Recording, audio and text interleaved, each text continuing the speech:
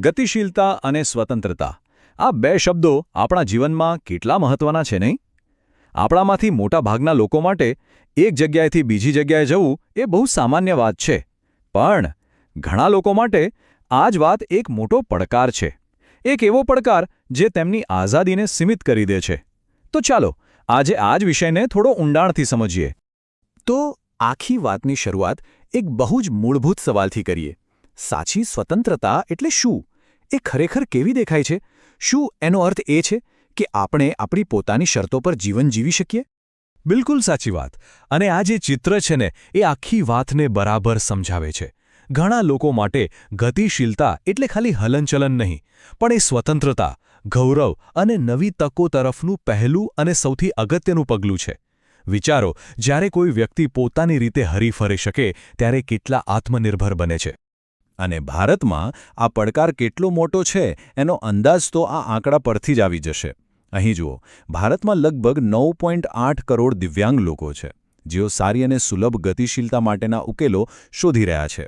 આ માત્ર એક આંકડો નથી, આ લાખો લોકોની આશાઓ અને સપનાઓ છે. 9.8 કરોડ આ ખરેખર એક બહુ મોટો આંકડો છે. તો પછી આટલી મોટી વાતને આપણે સમજીશું કઈ રીતે? સરસ સવાલ. ચાલો આપણે આને સ્ટેપ બાય સ્ટેપ સમજીએ. આપણે આ 5 મુખ્ય મુદ્દાઓ પર વાત કરીશું. પરિવર્તનનો પવન કઈ દિશામાં છે, આ ગતિશીલતા માટેનું મિશન શું છે, એની પાછળનું એન્જિનિયરિંગ કેવું છે, માર્કેટમાં સ્પર્ધા કેવી છે, અને છેલ્લે આ બધાનો સમાજ પર શું પ્રભાવ પડી શકે છે. વાહ, સરસ. તો ચાલો પહેલા મુદ્દાથી જ શરૂ કરીએ. સવાલ એ છે કે આટલા મોટા પડકારનો સામનો કરવા અને એનો ઉકેલ લાવવા માટે કોણ આગળ આવી રહ્યું છે? અહીંયા જે એવી કંપનીની એન્ટ્રી થાય છે જે ખરેખર કંઈક અલગ કરી રહી છે. મિસ્ટર એન્જિનિયર, જે ઈવી જીનિયસ તરીકે પણ ઓળખાય છે. આ એક એવું ઇલેક્ટ્રિક મોબિલિટી સ્ટાર્ટઅપ છે જેમનો એક જ ધ્યેય છે: દિવ્યાંગ વ્યક્તિઓ માટે ખાસ એમની જરૂરિયાત મુજબની ઇલેક્ટ્રિક ટ્રાયસાયકલ બનાવીને એમને સશક્ત બનાવવા. જુઓ, એમનો મિશન કેટલું સ્પષ્ટ છે. તેઓ ખાલી વાહનો નથી બનાવી રહ્યા.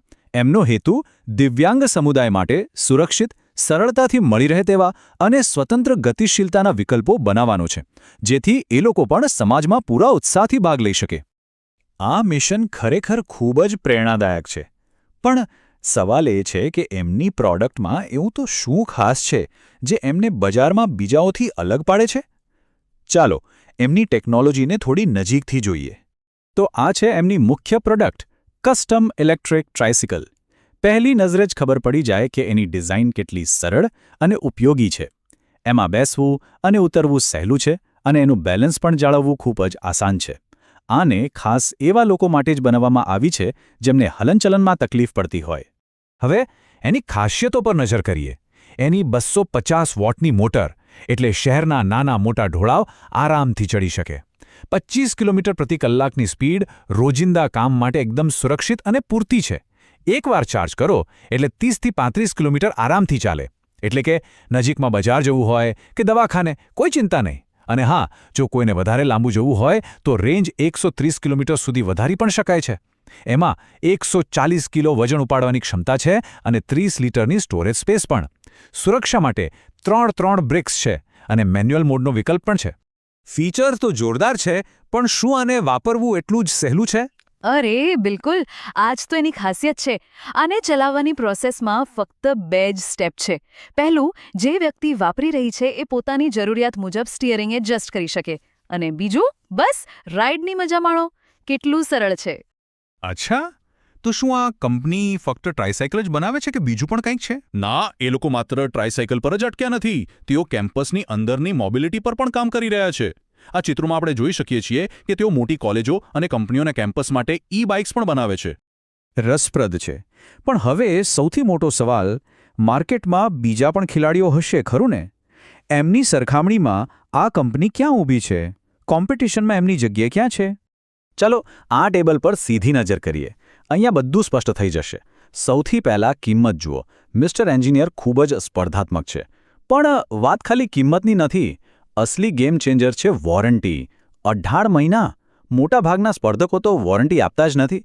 ઉપરથી તેઓ લેટેસ્ટ લિથિયમ બેટરી વાપરે છે, મેન્યુઅલ ડ્રાઇવનો વિકલ્પ આપે છે અને સૌથી અગત્યનું, ગ્રાહકની જરૂરિયાત પ્રમાણે વાહનને કસ્ટમાઇઝ કરી આપે છે. આ બધું ભેગું કરો તો એ ફક્ત સસ્તો વિકલ્પ નથી, પણ એક સંપૂર્ણ અને ઉચ્ચ ગુણવત્તાવાળું પેકેજ છે.